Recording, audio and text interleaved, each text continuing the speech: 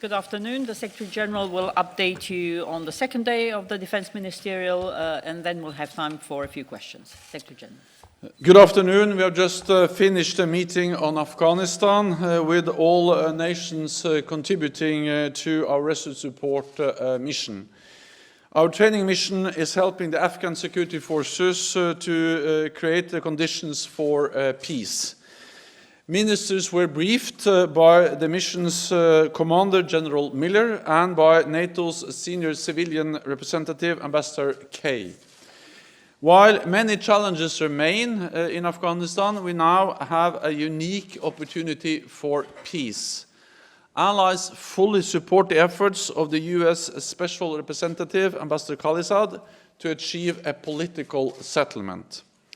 He is regularly consulting with allies at NATO, including earlier this month, and we remain in close contact with him. NATO is strongly committed to Afghanistan. We have recently generated forces for the next rotation throughout next year, and we have confirmed our financial support to the Afghan security forces to 2024. We will stay in Afghanistan for as long as necessary to ensure the country never again becomes a safe haven for international terrorists. We went into Afghanistan together, and we will take decisions about the future of our mission together. This morning, we discussed our work to strengthen NATO's defense and deterrence. This includes our readiness initiative, known as the 430s. Allies will make available 30 combat ships, 30 land battalions, 30 air squadrons, and to be ready within 30 days.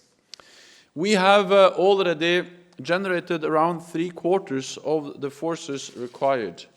There is still work to do, but by the end of the year, we aim to be at full strength. Today, we took another important step in NATO's adaptation by approving a new overarching space policy. Space is essential to the alliance's defense and deterrence, from the ability to navigate and track forces to satellite communications and detecting missile launches. Our new policy will guide our approach to space, the opportunities and the challenges. This is not about militarizing space. NATO can play an important role as a forum to share information, increase interoperability, and ensure that our missions and operations can call on the support they need. Fair burden sharing underpins everything we do as an alliance, and we are making major progress. 2019 will be the 5th consecutive year of real growth in defense spending by European allies and Canada. By the end of next year, they will have added a cumulative total of well over $100 billion US. This year, we expect 8 allies to spend at least 2% of GDP on defense. That is up from just 3 allies in 2014. And 16 allies are expected to meet the benchmark of at least 20% of defense spending devoted to major equipment. These are encouraging steps, and we are moving in the right direction. But I count on all allies to step up their efforts even more. This is about our shared security in a more unpredictable world. Sorry. Burden sharing will be an important topic at the meeting in London with NATO leaders in December. With that, I'm happy to take your questions. Okay. Associated Press.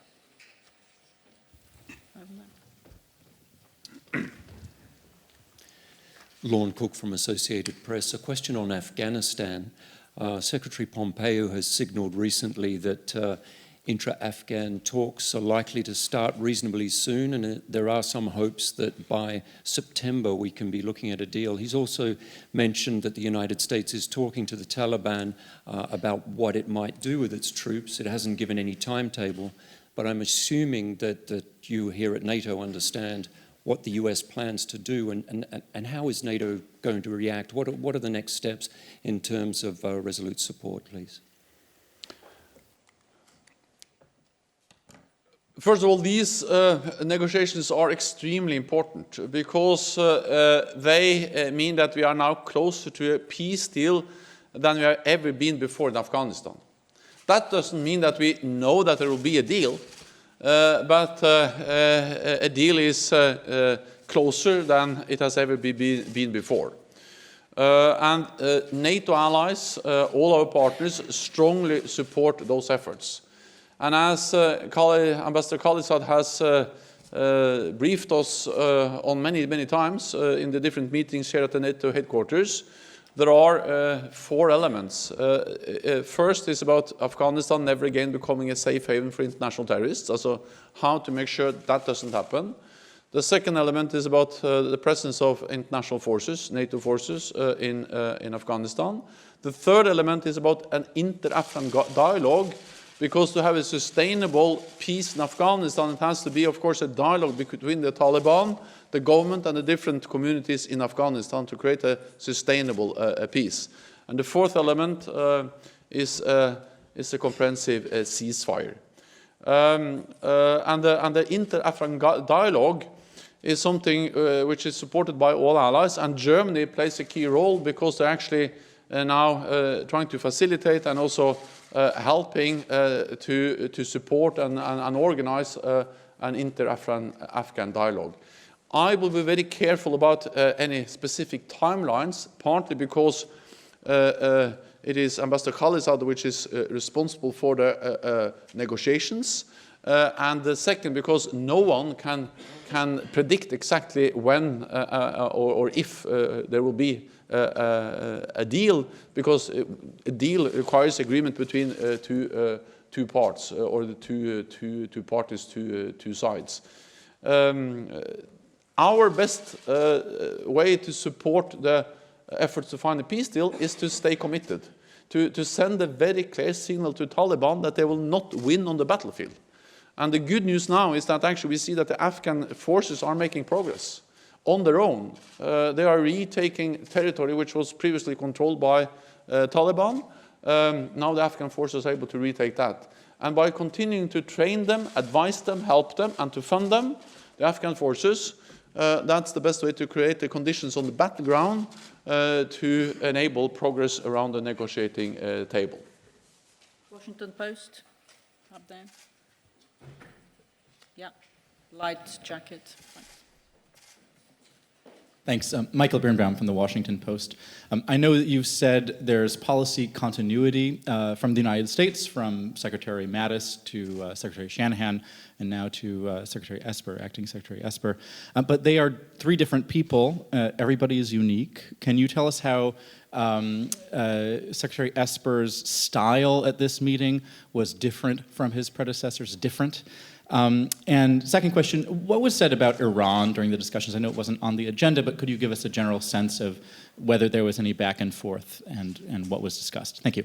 So we discussed Iran, we discussed the situation in the Gulf, the importance of keeping the Strait of Hormuz open. Freedom of navigation is, of course, an important issue. We were briefed by Secretary Esper on the situation and also the US presence in the Gulf.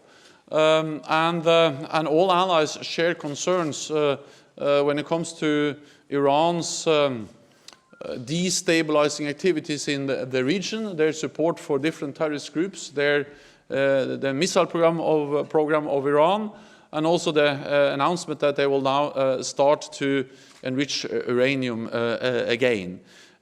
So I expect that we will continue to consult on these issues, and in NATO we also exchange intelligence, information on the situation in the Gulf, because this is, of course, an issue which is important for all NATO allies. I think that one important message is that the United States so clearly has stated that they don't want a war. they actually said very clearly that they're ready to talk with Iran without preconditions. And it was a message from allies today that we support efforts to de-escalate, to avoid any miscalculations, incidents, accidents, and especially that they spiral out of control and create a really dangerous situation. So we support efforts to de-escalate, and I welcome the very clear message from the United States that they're ready to sit down and talk without preconditions. So for me, it has been a great honor to work with different Secretary of Defense from the United States. Yes, of course, they are different, but they are conveying the same message, that the United States is committed to NATO, and not only in words, but also in deeds, because all the three last Secretary of Defense in the United States have actually been responsible for increasing US presence in Europe with more troops, more trainers, a new brigade, more pre-positioned equipment, and they also, of course, convey the message that we need fair burden sharing in the alliance. And my answer to that is that, yes, I agree. And the good news is that NATO allies, European NATO allies, are stepping up and investing more. So for me, they are three different persons, but for me, what really matters is that they're conveying the same strong message. And as I said about transatlantic unity, about US taking responsibility for their commitments in NATO, for the security guarantees to Europe. And I think it's also important aspect that Secretary Esper, he has actually served in Europe as a US soldier. And that just highlights that he really understands the transatlantic bond and the importance of the US military presence in Europe, which is now increasing. Okay, we'll go to the front row here, Hama Press. Thank you. Khoshnut Nabizadeh from Afghan Media Khama Press. During your meeting with Ambassador Khalizad earlier this month, you mentioned that Afghanistan will remain NATO's highest operational priority. What is your prediction regarding the outcome of US and Taliban peace talks in Qatar, considering that Taliban insists on full withdrawal of coalition forces from Afghanistan, and also the latest reports indicate that there are growing ties between Taliban and international terrorist groups like Al-Qaeda and Pakistani-based Lashkar-e-Taiba? So, NATO's presence in Afghanistan has been our biggest military operation outside NATO territory ever. So of course, this is and has been a very important mission for NATO. We have to understand why NATO went in. We went in to Afghanistan after the terrorist attacks on the United States 9/11/2001. Because we saw that Afghanistan was a platform to train, to organize attacks on our countries, and that could not continue.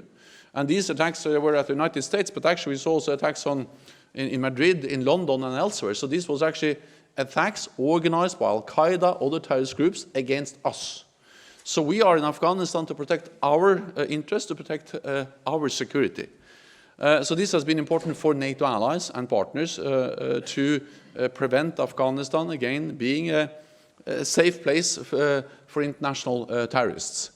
And together with Afghan forces, we have been able to deny safe haven for international terrorists in Afghanistan. It's not easy, and we have paid the price, all of us, but at least Afghanistan is not the safe haven for international terrorists it was before 2001. Then, of course, for us, the aim is not to stay as long as possible in Afghanistan. For us, the aim is to train, build the Afghan forces so they can stabilize their own country. And again, there are many problems, many challenges in Afghanistan, but at least we have made a huge achievement, made a lot of progress by being able to go from more than 140,000 combat troops in Afghanistan a few years ago to now around 16,000 in a non-combat operation where we train and advise the Afghans and they do the fighting. They are on the front line. And they are now making progress because they are well-trained, better equipped, better commanded, new commanders, younger commanders, better organized and better led and more enablers, including, for instance, air forces. So the progress we see on the battlefield now is actually something the Afghans achieve, and we are, grateful for that, because that's also in our interest, and we're also proud because we have helped that happen by training and advising them. Then it's, of course, not possible for me to say exactly how many troops we will have if there is a peace deal, because that depends on the peace deal. What Ambassador Khalisad has said many times, and I totally agree with him, is that nothing is agreed before everything is agreed. So this is a package. And we are not aiming for a leave deal, we are aiming for a peace deal. So the elements have to be in place, including Afghan reconciliation. We have been there to protect our own interests, our own security, but of course we also recognize the huge progress which has been made in Afghanistan when it comes to social, economic progress, not least human rights, freedom of press, and the rights of women. And for us it's important to try to preserve those gains, and that has to be one part of the peace deal. Okay, One TV, second row. Gentleman in the middle, second row. Thank you, Mr. Secretary General. This is Abdullah from One TV in Kabul. As you know, that Afghanistan is reaching to a very critical stage of the framework for peace process, which is going to be the intra-Afghan dialogues. It wouldn't happen unless both sides, the Taliban and the Afghan government, show concession. What is your message in this critical time for the Afghan government and also for the Taliban? So my message to the Afghan government is that we will stay committed. We will continue to provide forces and funding, forces for training and funding for security. And my message to Taliban is that they will not win on the battlefield. Actually now, the Afghan forces are making progress, retaking territory which was previously controlled by the Taliban. And they recently liberated hundreds of Taliban prisoners. And Taliban has not been able to take any provincial capital over the last year. So Taliban will not win on the battlefield. We are ready to stay and continue to support the Afghan government, security forces. So the only way they can achieve something is by sitting down at the negotiating table and engage in real negotiations with the Afghan government and now also with the United States. And then I hope, of course, that will lead to an agreement. The sooner the better. But we are ready to stay and ready to continue to provide support for the Afghans. Okay, Reuters, third row here. Yeah, gentleman. No, third row here. Thanks. Thanks. Getting back to Iran very quickly, you said that all allies shared concerns about Iran's activities. What format did that take? Did all the allies stand up, or were they individually communicating after Secretary Esper's remarks? And then also you said that the next steps would involve sharing information on what's going on in the Gulf. Is there going to be anything beyond that by the NATO alliance, or is the NATO alliance saying that any kind of activity in the Gulf potentially maybe helping ensure safety of commercial vessels passing through the Gulf would be done on a bilateral or a basis, but not through the NATO alliance? That's something separate from what's going to be done through the NATO alliance. Thank you. So we had a discussion. We didn't stand up. We are sitting around the table and we discuss and exchange views and analysis and assessments. And by doing that, we create common understanding of the challenges, and it's always useful to be updated and to share information. Of course, we did that in the ministerial meeting today, but we also on a regular basis share information in NATO between allies, and we also share intelligence. One of the main reasons we have established a new intelligence division is to be able to, in a better way, share secret information and also including, of course, intelligence on the situation in the Gulf. So there was no decision, no vote. It was actually a discussion among friends and allies, and allies agree that we are deeply concerned about what Iran has done and is doing in the region, including their support for different terrorist groups, and all allies agree that Iran should never be able to develop nuclear weapons. So this was a discussion. This is not the dialogue and the discussion between NATO allies will continue, but the main message, the main focus of all allies is to de-escalate, is to actually avoid a conflict, is to find ways to reduce tensions. And the first step to achieve that is to have talks between the United States and Iran, and therefore it is important that the United States has offered to start such talks without preconditions. NPR Deutsche Welle, lady in red. Hi, Terry Schultz, thank you. Just on your last comment, you said that all allies agreed that Iran should never be allowed to develop nuclear weapons, but now that the JCPOA is largely in tatters, how do you intend to have any leverage over that? But my original question before you said that was about Syria and understanding that this was mostly taken up bilaterally by Secretary Esper. Do you see any similar role for NATO in the U.S. efforts to bring other allies on board with helping with counter-Daesh operations, more sharing of intelligence, the same kind of thing you're talking about with Iran? Thanks. So we will host a meeting now, also later on today, here at the NATO headquarters of the Global Coalition to defeat Daesh or ISIS.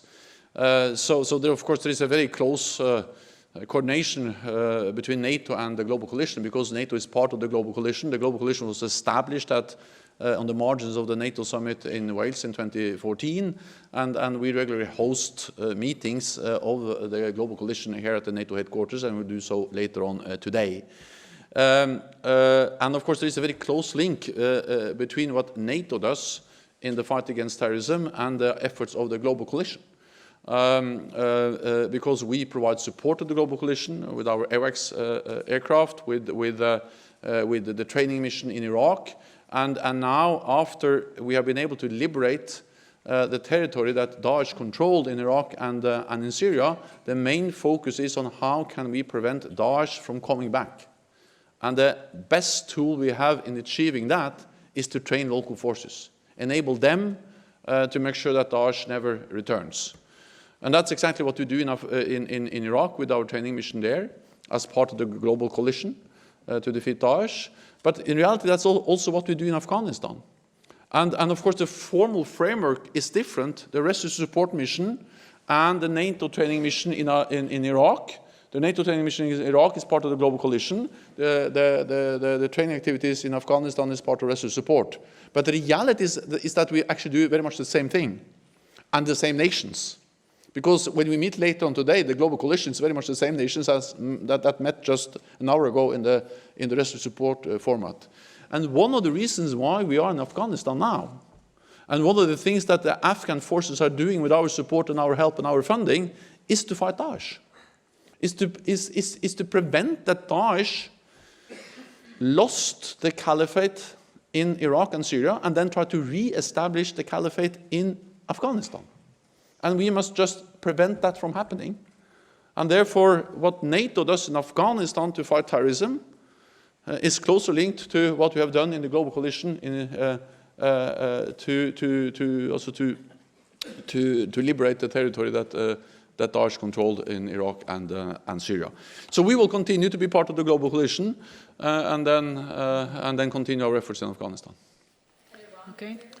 Sorry, Iran. Also all allies are concerned about Iran and their activities in the region, their missile program, and also, of course, all allies are against that Iran should develop nuclear weapons. But of course, we all, at the same time, there is no way to hide that there are differences between NATO allies when it comes to the Iran nuclear deal, whether that is the best tool to obtain that goal. So that's well known that we don't have agreement on that issue among NATO allies. Okay, we'll go to TASS, gentleman over there. Yeah. Thank you very much, Denis Dubrovin, TASS News Agency. Mr. Secretary General, you have said that as a response to as a preparation for the world without the INF Treaty, NATO is not going to deploy new land-based nuclear missiles in Europe. What about sea-based and air-based missiles? Thank you very much. So our main goal, our main message is that it is possible to save the INF Treaty. And that's up to Russia to do. Because there are no new US missiles in Europe, but there are new Russian missiles in Europe. And the INF Treaty is about land-based intermediate-range weapons. Russia has deployed, is deploying missiles which are clearly violating that treaty. No NATO ally do that. And therefore, there is now a window of opportunity. It's getting smaller and smaller. Time is running out, but it's still possible for Russia to save the treaty by coming back into compliance, destroy the SSC-8 missiles which are violating the treaty, and then we will still have the INF Treaty, which is really a landmark treaty in arms control.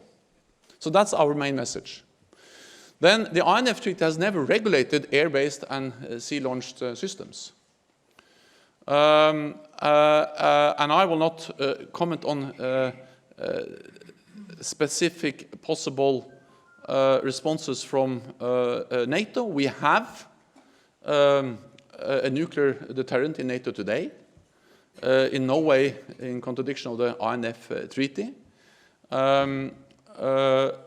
But I'm not going into more details about how we may respond, simply because our main message is that we still have the possibility to save the treaty. Final question, Begin. Thank you. On the burden sharing and the numbers that you presented yesterday, we know that the Americans haven't been very patient with the development of the European nations reaching the 2% goal. So what were their reactions this time, and what message do you have to those countries who have not presented a plan to reach the 2%? And I'd also like to ask you if the Turkish purchase of Russian air defense, is that been solved during this two-day meeting? Thank you. As I'm not certain whether all NATO leaders share your view that the US has been very patient about burden sharing the alliance. So I think everyone who was present at the NATO summit, for instance, a year ago, they felt that there was a kind of new sense of urgency.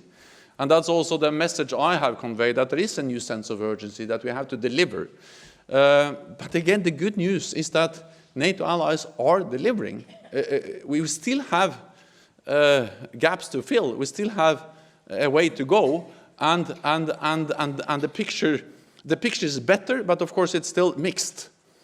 But the reality is that all allies have stopped the cuts. All allies have started to increase, and the more allies meet the 2%, and actually more and more allies are also approaching 2%. And this is the fifth consecutive year of real increase in defense spending across Europe and Canada. So I think the United States, you can ask Secretary Esper afterwards, but my impression is that they appreciate the progress. They see that European allies and Canada are making progress, but they continue to push for more, and that's fair enough.